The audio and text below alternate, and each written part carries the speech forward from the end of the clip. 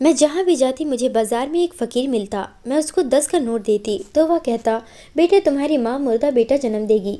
मैं उसकी बात को नज़रअंदाज कर देती। एक रोज़ भरी बाजार में वह फ़कीर चिल्ला कर बोला, तेरी माँ 1 महीने बाद मुर्दा बेटा जन्म देगी। यह सुनकर मुझे बहुत गुस्सा आया और मैंने फ़कीर को थप्पड़ मार कर कहा, पागल हो तुम, मेरी माँ तो 10 साल पहले ही मर चुकी है। फ़कीर रोता हुआ चला गया। ठीक 1 महीने बाद कॉल आई कि आप जल्दी अस्पताल आ जाएं, आपका मुर्दा भाई पैदा हुआ है। मैं हैरानगी में अस्पताल पहुंची तो नर्स ने मुझे मुर्दा थमा दिया। जब कमरे में आई तो मेरी आत्मा कांप उठी थी। वहाँ तो वही फ़कीर। मेरे पापा देश से बाहर रहते थे, मैं अपनी सहेली के साथ दिल्ली में रहती थी। सब कुछ सही चल रहा था, लेकिन अब मेरे साथ बड़े ही अजीबोगरीब हादसे होने लगे थे। मैं जब बाहर निकलती तो यूं लगता है जैसे कोई मुझ पर नज़र रखे हुए हैं, लेकिन जब मुड़कर देखती तो पीछे कोई न होता। मैं अजीब उलझन में फंस चुकी थी। मेरी अच्छी नौकरी लगी हुई थी। पापा भी हर महीने अच्छी खासी रकम मुझे भेज दिया करते थे। मैं आज़ाद परिंदे की तरह अपनी ज़िंदगी गुजार रही थी, लेकिन अब यूं लगता कोई मेरा पीछा कर रहा है। लेकिन मेरी हर कोशिश नाकाम हो जाती और पता ही न लगता आखिर वह कौन है जो खुफिया तौर पर मुझ पर नज़र रखे हुए है। मैंने यह बात अपने दोस्त प्रिया को भी बताई थी कि यार मुझे ऐसा लगता है कि कोई मेरा पीछा करता है, लेकिन कौन है यह पता नहीं चल रहा। जब भी देखती हूँ वहाँ कोई मौजूद ही नहीं होता। मैंने कहा तो मेरी दोस्त प्रिया हंस दी, यार तू भी ना बेकार में वहम पाला मत कर, तुझे भला कौन फॉलो करेगा। उसने मेरी बात सुनने के बजाय हंसते हुए मेरा वहम समझकर मुझे टाल दिया। मैं भी इस बात को कुछ ज़्यादा ही सोच रही हूँ, इसलिए अपने दिमाग से इस बात को निकाल दिया। अगले दिन मैं घर से थोड़ी दूर पर ही मुझे एक गरीब फ़कीर मिला, जिसके कपड़े फटे हुए थे, चेहरे पर गरीबी साफ जाहिर थी। यह सब तो हमारे देश में बहुत आम था। यह लोग हाथ पैर सलामत होने पर भी काम के बजाय मांगने को ज़्यादा अहमियत देते थे, और अगर कोई कुछ समझाने की कोशिश करे तो अजीब ही तरह का बर्ताव करने लगे थे। मैंने भी ज़्यादा गौर न किया और ना ही कुछ ऐसा कहा, बल्कि अपने जेब से बटुआ निकाला और 10 का नोट निकाल कर उस फ़कीर को दे दिया। नोट देखते ही उस फ़कीर के चेहरे के हाव भाव बदले थे, जैसे उन 3 कम पैसों की उम्मीद ना हो, लेकिन उसके बावजूद वह चेहरे पर मुस्कान सजाए हुए था और मुझे देखने लगा। लेकिन मुझे उसकी आंखों की चमक बहुत ही अजीब लगी थी। मैं अभी आगे बढ़ने के बारे में सोच ही रही थी कि वह मेरे और करीब हुआ। बोला, लड़की तेरी माँ 1 महीने के बाद मुर्दा बेटा पैदा करेगी। यह कहते ही वह मेरी तरफ अजीब सी मुस्कुराहट लिए देखते हुए वहाँ से चला गया। लेकिन उसकी बात सुनकर तो मेरे पैरों तले से ज़मीन ही निकल गई थी, क्योंकि मेरी माँ को मरे हुए 10 साल हो चुके थे। तो वह फ़कीर क्या कह गया था? ऐसा कैसे मुमकिन हो सकता था? यह तो नामुमकिन सी बात थी। मुझे उसकी बात का कोई सर पैर नज़र नहीं आ रहा था। पहले जो मैं हैरान हुई थी, अब सोच सोच कर गुस्से से मेरा दिमाग पागल होने के करीब था, क्योंकि वह फ़कीर जाने अनजाने में मेरी मरी हुई माँ पर इल्ज़ाम लगा गया था। क्या पता वह दिमागी मरीज हो, इसलिए उसने यह सब कहा हो। मैंने खुद को समझाते हुए अपने दिमाग से हर ख्याल को झटका था और आगे की तरफ चल पड़ी। लेकिन फिर पूरा दिन ना चाहने के बावजूद भी उसी फ़कीर के बारे में सोचती रही थी। अगले दिन जब घर से निकली तो फिर से वही फ़कीर मेरे सामने आ गया, और आज भी मैंने जब उसे पैसे निकाल कर दिए तो वह वही बात बोला था कि लड़की 1 महीने बाद तेरी माँ मरा हुआ बेटा जानेगी। इस बार मैंने उसकी बात अनसुनी कर दी और एक हल्की सी नज़र उसे देखते हुए आगे की तरफ बढ़ गई, क्योंकि वह मुझे पागल ही लगा था जो ऐसी बातें कर रहा था। मैंने उस पर गौर न किया, लेकिन आज भी मुझे उसके चेहरे पर वही अजीब सी मुस्कुराहट नजर आई थी। मैंने उसे अपने दिमाग से झटका और अपने काम पर जाने लगी और अपना सारा ध्यान अपने काम पर लगाने लगी, लेकिन कामयाब ना हो सकी। वो अच्छा भला आदमी रोज मुझे एक ही बात कह रहा था। आखिर इसका मकसद क्या था? क्या वह वाकई पागल था, या फिर मेरे सामने यह सब करने का ढोंग रच रहा था, या उसका मकसद कुछ और था? लेकिन एक फ़कीर का मुझे यह कहना कि 1 महीने के बाद मेरी माँ मरे हुए बच्चे को जन्म देने वाली है, ऐसी बात कहने के पीछे क्या वजह हो सकती थी? ऐसे क्या मजबूरी थी कि वह बस मुझे ही यह सब कहता था, किसी और को क्यों नहीं कहता था? लेकिन क्या पता वह किसी और को भी कहता हो। मैं कौन सा हर वक्त तो उसके साथ रहती हूँ। मैंने अपने दिमाग को झूठी तसल्ली दी और वहाँ से चली गई। अगले दिन मैंने अपनी दोस्त को लेकर एक मेले में चली गई थी। मैंने कहा, यार देखो कितना अच्छा है यहाँ सब। प्रिया अपनी खुशी का इजहार करते हुए बहुत ही शौक से यहाँ वहाँ घूम रही थी और हर चीज को देख रही थी। 2 महीने के बाद उसकी मंगनी होने वाली थी। उसका कहना था शादी से पहले का समय ही घूमने फिरने का समय है। उसके बाद तो तेरे जीजू कहीं आने जाने नहीं देंगे। इन मर्दों के भी अजीब ही नखरे होते हैं। मैं उसकी खुशी देखकर जहाँ खुश हो रही थी, लेकिन उसकी बात सुनकर कहने लगी, बस कर दे यार, तूने तो सारे मर्दों को ही एक ही पालने में तौलना शुरू कर दिया है। वह तेरी बचपन की मोहब्बत है, इसलिए तेरे मिजाज का है और फिर तेरा देखा भला करता है।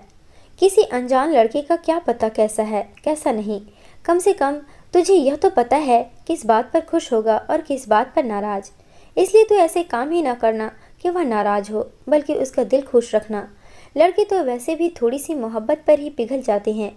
मैंने हंसते हुए कहा था, और जैसे ही मेरी नज़र सामने पड़ी, हैरत से मेरी आंखें फट पड़ी थी, क्योंकि वही पागल इंसान अच्छे खासे हुलिये में खड़ा किसी आदमी को कोने में लेकर बातें करने में बिजी था। मैंने प्रिया का ध्यान उसकी तरफ करने की कोशिश की, लेकिन जब तक प्रिया ने देखा, वह आदमी वहां से गायब हो चुका था। मुझ पर तो हैरतों के पहाड़ टूट पड़े थे। ऐसा कैसे हो सकता है? यह भिखारी यूं अच्छे खासे कपड़ों में खड़ा होकर किसी से बात कर रहा था। प्रिया, तूने देखा वह फकीर वहां पर इतने अच्छे कपड़ों में खड़ा क्या कर रहा था? और वह आदमी वही है जो रोज मुझे। अभी मैं अपनी जल्दबाजी में कुछ कह देती कि मेरे चेहरे के उड़े रंग देखकर प्रिया परेशानी से मेरी तरफ देखने लगी थी। क्या हुआ, तेरे चेहरे का रंग क्यों उड़ा हुआ है? और तू किस फकीर की बात कर रही है? प्रिया ने मुझसे पूछा तो मुझे अचानक ही अपनी जल्दबाजी और दिमागी हालात पर गुस्सा आया। यह बात तो मैं प्रिया को पहले ही बता चुकी थी, तो अब बताने में क्या समस्या थी? इसलिए जल्दी से बोला, वहाँ वह आदमी खड़ा था, वही फकीर मांगने वाला जो रोज मुझे कहता है 1 महीने बाद मेरी माँ मरा हुआ बच्चा जनेगी। मैंने उसे बताया। मुझे समझाते हुए कहने लगी, हाँ तो वह पागल है, इसमें कौन सी अजीब बात है जो तेरे चेहरे का रंग उड़ा हुआ है? प्रिया ने नॉर्मल शब्दों में कहा। मैंने कहा, अरे तूने देखा नहीं? जब मैंने उसे देखा, वह सूट बूट पहने हुआ था और वह किसी आदमी से बात भी कर रहा था वहाँ खड़ा होकर। मैं प्रिया की अकल पर मातम करते हुए उसे पूरी बात बताई थी, लेकिन मेरी बात सुनने के बाद थोड़ी देर खामोश रहने के बाद प्रिया जो हंसी तो हंसते ही चली गई। तेरे कहने का मतलब है कि एक भिखारी ने हमारा पीछा किया और अब सूट बूट पहनकर खड़ा होकर वह किसी से बात कर रहा है? तू पागल हो गई है। उसे यह सब करके क्या मिलेगा? और भिखारी के पास सूट बूट कहाँ से आएगा? इसका मतलब असल में ना, तूने इस फकीर को सोच सोच कर उस फकीर को अपने दिमाग पर इतना हावी कर लिया है कि तुझे हर आदमी में इस फकीर का चेहरा नजर आता है। यह सब तेरा वहम है। मुझे तेरी तबीयत सही नहीं लग रही, चल हम घर चलते हैं। उसने इन सब बातों को मेरे दिमाग का फितूर समझकर मुझे इस समय घर चलने के लिए कहा। वह मुझे घर लेकर आ गई। मुझे आराम करने का कहते हुए वो दूसरे बेड पर चली गई। हम लोगों ने एक ही फ्लैट किराए पर लिया हुआ था, जिसमें एक ही कमरा, एक ड्राइंग रूम था, साथ एक छोटा सा किचन भी था। जब मैं नौकरी की थी तो प्रिया भी इस ऑफिस में काम करती थी। उसके माँ बाप दूसरे शहर में रहते थे, लेकिन वह नौकरी के सिलसिले में दिल्ली में रहती थी। उसे रहने की प्रॉब्लम मुझे भी थी। पापा का बिजनेस दूसरे देश में था, इसलिए वह दूसरे देश में रहते थे और मैं यहाँ अकेली थी। पापा मुझे कहते थे कि तुम भी मेरे साथ चलो, लेकिन मैंने मना कर दिया था और मैं यही नौकरी कर ली। मेरी और प्रिया की एक ही प्रॉब्लम थी और वह था रहने का ठिकाना। हम दोनों के बीच अच्छी दोस्ती बनने लगी थी, इसलिए हम दोनों ने मिलकर यह एक छोटा सा फ्लैट ले लिया था, जिसमें हम दोनों मिलकर रहते थे। हमें किसी भी तरह की कोई समस्या नहीं थी। हम एक दूसरे का सहारा बने हुए थे। मैं सो गई, लेकिन नींद में भी मुझे उसी फकीर का भयानक सपना आया था। वह एक बहुत ही अजीब शक्ल वाला बच्चा लेकर मेरी तरफ बढ़ रहा था। मैं उसे डरती हुई भाग रही थी और वह फकीर मेरी बेबसी देखकर कहने लगा। उसी वक्त सब कुछ बदल गया था। अब बच्चा मेरी माँ के हाथ में था और वह चिल्ला चिल्ला कर कह रही थी, यह तेरा भाई है, इसका कातिल तू है। मैं अचानक से चीख मार कर उठी थी। मेरी आवाज़ सुनकर मेरी दोस्त प्रिया भी जल्दी से मेरे बेड पर आई थी। उसने पानी का गिलास मुझे पकड़ाया। मैं बदहवासी में एक ही सांस में पूरा गिलास ख़त्म कर दिया। प्रिया ने मुझे बहुत ही हैरत से देखा। मैंने कहा, प्रिया, मैंने बहुत ही भयानक सपना देखा है। वही फ़कीर आया था मुर्दा बच्चा लेकर। फिर मेरी माँ भी आई थी। वह मुझे उस बच्चे का कातिल कह रही थी, लेकिन मैंने कोई कत्ल नहीं किया और मेरी माँ तो मर चुकी है। यह सब कैसे हो सकता है? प्रिया, मैं पागल हो जाऊंगी। प्रिया ने अपने बालों को मुट्ठियों में भरते हुए कहा था। तू आराम कर। असल में तूने उस फकीर के बारे में बार बार सोचकर अपनी तबीयत ख़राब कर ली है। जिसकी वजह से तूने बुरे बुरे सपने आ रहे हैं। तू सो जा, मैं तेरे पास ही लेटी हूँ। उसने मुझे दिलासा दिया। मैं एक बार फिर वही सब कुछ सोचते हुए नींद की वादियों में उतर चुकी थी। लेकिन अगले दिन मेरा पूरा शरीर तेज बुखार से तप रहा था और इस वक्त मेरी जबान पर बस मेरी माँ का नाम जारी था। इस मुश्किल समय में प्रिया ने मेरा बहुत ख्याल रखा था। डॉक्टर के पास लेकर आई तो उसने भी यही कहा कि मैं किसी बात की बहुत टेंशन ली है, जिसकी वजह से मुझे बहुत ही दिमागी दबाव पड़ा है और बुखार हो गया है। विशाल ने मेरे सर पर ठंडी पट्टियाँ रखी। शाम तक मैं कुछ बेहतर महसूस कर रही थी। अगले दिन तक मैं एक बार फिर से बिल्कुल ठीक हो चुकी थी। मैं घर से निकली और ऑफिस जाकर अपने काम को पूरा करने लगी। अब मैंने उस फकीर को अपने दिमाग से बिल्कुल निकाल दिया था। छुट्टी का समय हुआ तो मैंने बाज़ार का रुख किया। मुझे अपने लिए कुछ ख़रीदारी करनी थी। मैंने जाते ही अपने लिए बहुत ख़रीदारी की। तब मुझे यूँ लगा जैसे कोई मेरा पीछा कर रहा हो, लेकिन मुड़कर देखा तो वहाँ पर कोई भी नहीं था। मैंने सारी ख़रीदारी करी तो भूख की वजह से मैं वहीं पर कुछ खाने के इरादे से आगे बढ़ी तो बाज़ार के बीचों बीच मुझे प्रिया भी मिल गई। अभी हम बैठकर खाना ही खा रहे थे कि वहाँ पर भी मुझे वही फ़कीर नज़र आ गया। मैं इस बार अपने बटुए से 100 का नोट निकाल कर उसे दिया तो मेरी देखा देखी प्रिया ने भी उसे 100 का नोट पकड़ा दिया और कहा, दुआ करना मेरा होने वाला पति मुझसे खूब प्यार करे और हमारी शादीशुदा ज़िंदगी बहुत ही प्यार के साथ गुजरे। फ़कीर ने उससे दुआ दी और वहीं पर भरे बाज़ार के बीचों बीच चिल्लाकर बोला, लेकिन इसकी माँ 1 महीने के बाद मरे हुए बच्चे को पैदा करेगी। इतनी भारी भीड़ में उसकी ज़बान से अपनी माँ के लिए ऐसे शब्द सुनकर मुझे गुस्सा आ गया और मैंने खींचकर उसके मुंह पर थप्पड़ दे मारा। मैंने कहा, अपनी बकवास बंद कर। मेरी माँ के मरे 10 साल हो चुके हैं और तू मेरी मरी हुई माँ के लिए ऐसे शब्द इस्तेमाल कर रहा है। मैंने उसे एक जोरदार थप्पड़ जड़ दिया तो मेरे दोस्त और बाकी के लोगों ने आकर हमारे बीच बचाव किया था। मैं गुस्से की हालात में जल्दी से वहाँ से निकल चुकी थी। मेरा बस नहीं चल रहा था कि वह आदमी मेरे सामने आ जाता तो मैं उसका कत्ल कर देती। मैं सीधा अपने घर आई थी। अपनी माँ की तस्वीर के सामने खड़े होकर मैं बिलक बिलक कर रो रही थी। मैं अपनी माँ से बहुत प्यार करती थी और वह आदमी मेरी माँ के लिए ऐसे गलत शब्द इस्तेमाल करता तो मेरा खून खौल उठा था। लेकिन मैं बेबस थी, मैं क्या कर सकती थी। इसलिए आज बहुत गुस्से को हालात में मेरा हाथ उस फ़कीर पर उठ गया था। लेकिन वह आदमी भी बहुत अजीब था। कभी फटे कपड़ों में भीख मांगता तो कभी सूट बूट में खड़ा बातें कर रहा होता था। आखिर इसका मुझे मेरी माँ के बारे में ऐसी बातें करने के पीछे मकसद क्या था? वह मुझसे क्या चाहता था? क्या उसे पैसों की ज़रूरत थी जिसकी वजह से वह झूठ बोल रहा था, या फिर बात कोई और थी? इस हादसे के बाद 4 दिन तक वह आदमी मुझे नज़र नहीं आया था। मैं भी उसे भूलकर अपनी ज़िंदगी में बिजी हो चुकी थी। लेकिन ठीक 2 हफ्ते बाद वह एक दिन फिर मेरे सामने आकर खड़ा हो गया और बोला, कल तेरी माँ एक मरे हुए बच्चे को जन्म देगी। वह काफ़ी घबराया हुआ था। उसने अपना चेहरा एक कपड़े से ढका हुआ था और लगातार यहाँ वहाँ देखकर मुझे यह बात बता रहा था जैसे उसे किसी का डर सता रहा हो। मुझे उसकी बात पर गुस्सा तो बहुत आया था, लेकिन अब मैं उसके हालात पर गौर किया तो वह बहुत बुरी हालात में था। होंठ सूखे हुए थे जैसे कुछ खाया पिया ना हो। इससे पहले मैं उसे कहती कि उसने ना जाने क्या देख लिया कि मुझे मेरा नंबर मांगने लगा। उसका चेहरा डर के मारे सफ़ेद पड़ चुका था। उसके बाद वह जल्दी से वहाँ से भाग गया था। मैंने अपने आसपास नज़रें दौड़ाई तो मुझे ऐसा कुछ न मिला कि मैं शक करती।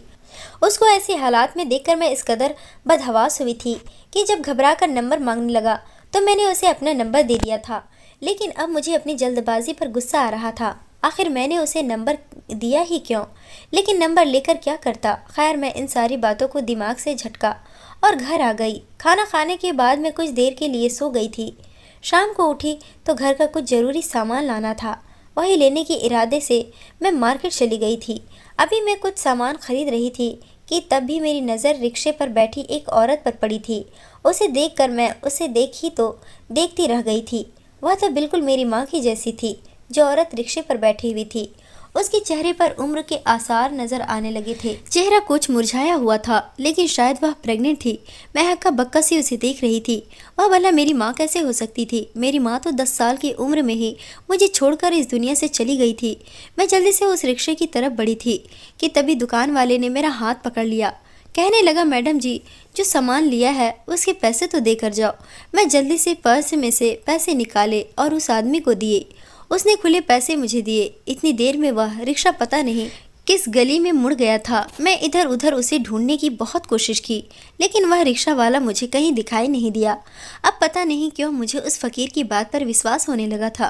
क्या सच में वह औरत मेरी माँ थी या बस मेरी आंखों का धोखा था? मैं उलझन का शिकार थी और इसी उलझन में घर वापस आ गई थी। मेरे दिमाग के पर्दे पर मेरी बीती जिंदगी घूमने लगी थी। मैं 10 साल की थी कि तभी मेरे पापा एक दिन रोते हुए घर आए थे।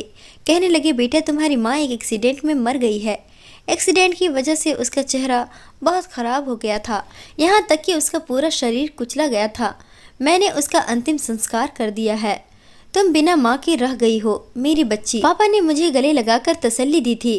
खुद भी रो रहे थे और माँ की मौत की खबर सुनकर मैं भी फूट फूट कर रो रही थी। मेरी माँ मुझे बहुत मोहब्बत करती थी। एक पल के लिए मुझे आंखों से ओझल नहीं होने देती थी। उस दिन भी पापा ज़बरदस्ती मेरी माँ को लेकर गए थे। हालांकि मेरी माँ जाना नहीं चाहती थी, लेकिन पापा ही उन्हें ज़बरदस्ती यह कहकर लेकर गए थे कि चलो तुम्हें कुछ शॉपिंग करवा दूँ।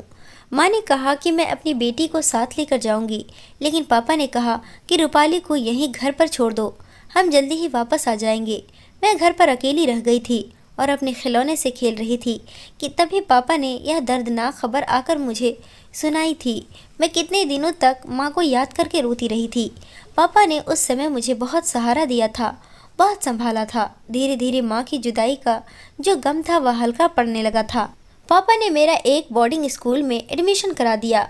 वह कभी कभी मुझसे मिलने आया करते थे और जब मैं 18 साल की थी तो पापा विदेश चले गए थे, यह कहकर कि उनका बिजनेस विदेश में ज़्यादा फैला हुआ है तो उन्हें विदेश में रहना है। पापा ने मुझे भी कहा था कि मैं उनके साथ चलूं, लेकिन मैंने मना कर दिया था। लेकिन आज जब मैं अपनी माँ जैसी औरत को रिक्शे पर देखी तो मेरे दिमाग में सैकड़ों सवाल उठने लगे थे। वहीं दूसरी तरफ फ़कीर की बातें भी मेरे दिमाग में घूमने लगी थी। मैं सोच लिया कि मैं पापा से फ़ोन पर बात करूंगी और उनसे पूछूंगी कि आखिर यह सब क्या है। क्या सच में उन्होंने मेरी माँ को अपने हाथों से अंतिम संस्कार किया था या फिर मेरी माँ जिंदा थी? मैं उनसे पूछना चाहती थी। और वह फ़कीर, इसका मतलब क्या था? क्या वह फ़कीर सही कह रहा था? लेकिन ऐसा कैसे मुमकिन था? पापा तो देश से बाहर थे, तो मेरी माँ प्रेग्नेंट कैसे हो सकती थी? यह सब बातें कैसे सच हो सकती थी? मैं अभी घर पहुँची भी नहीं थी कि वही फ़कीर मेरे सामने आया और बोला, देखो सिटी अस्पताल में तेरी माँ मुर्दा बच्चे को जन्म देने वाली है। वह रोते हुए यही बात कहते हुए वहाँ से जा चुका था। मैं उसके पीछे भागी थी, लेकिन वह मुझे थोड़ी दूर जाकर कहीं नज़र नहीं आया। मैं मायूस होकर वापस लौटने लगी कि तभी मेरे नंबर पर कॉल आने लगी। कोई अनजान नंबर था। मैं जल्दी से कॉल उठाई तो आगे से एक नर्स बोली, आप जल्दी से अस्पताल आ जाएं।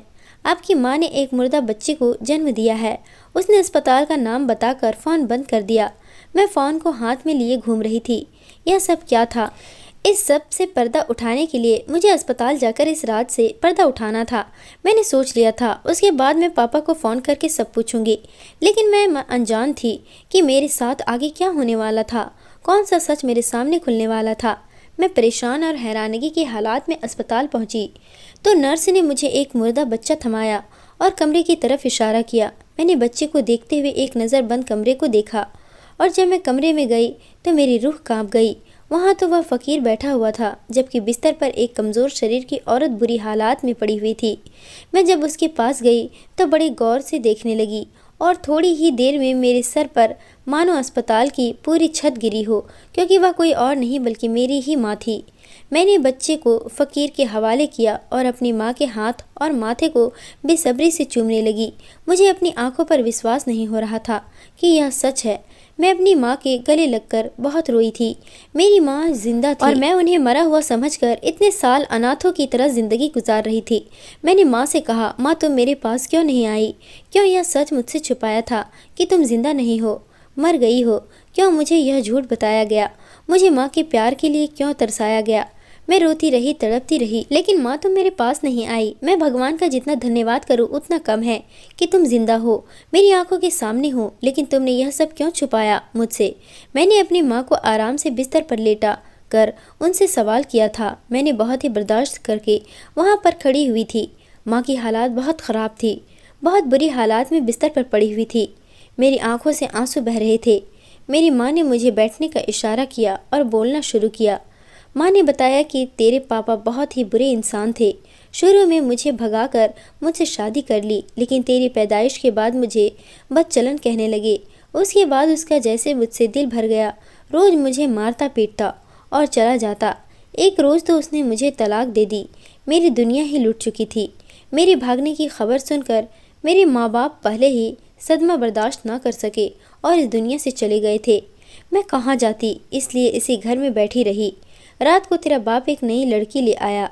बोला यह लड़की बहुत अमीर है, मैं इससे शादी करूँगा और इसके साथ बाहर चला जाऊँगा और तू यहाँ से दफ़ा हो जा। मैं तेरे बाप के पैरों में गिर गई थी। मैंने कहा था ऐसा जुल्म मत करो, हमारी छोटी सी बच्ची है जो हम दोनों के बिना अधूरी रह जाएगी।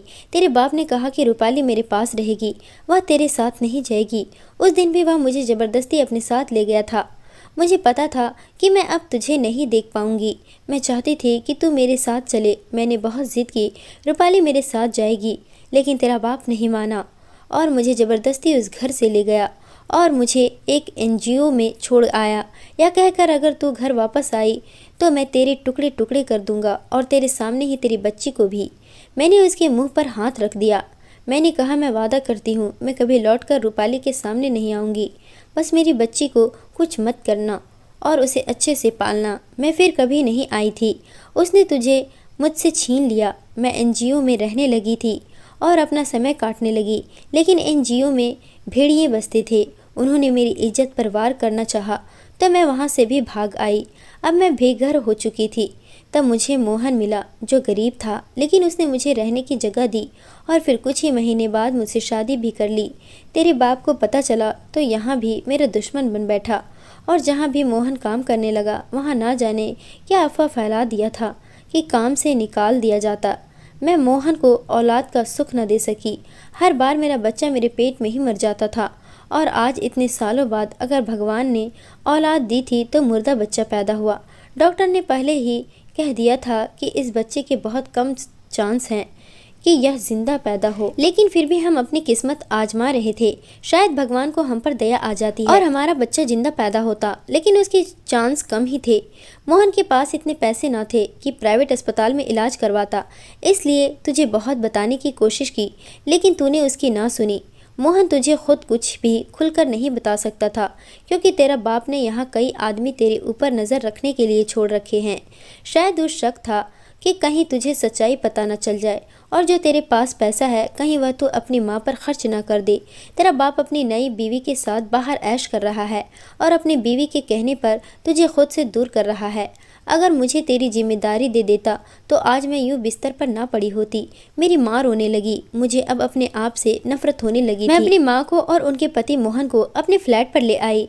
मेरे अकाउंट में इतना पैसा जमा था कि मैं एक फ्लैट खरीद सकती थी क्योंकि पापा भी मुझे हर महीने पैसे भेजते थे और मेरी खुद की नौकरी भी अच्छी खासी थी। बस कभी ज़रूरत ही महसूस नहीं हुई थी अपना घर बनाने की। लेकिन जब मैं माँ को घर लाई तो मैंने अपना फ्लैट खरीद लिया था और मैं अपनी माँ के साथ इस फ्लैट में रहने लगी। अब मैं उनका ख्याल रखती हूँ और सही सही शब्दों में मैंने अपनी माँ को और उनके पति मोहन को उनकी बेटी बनकर दिखाया था।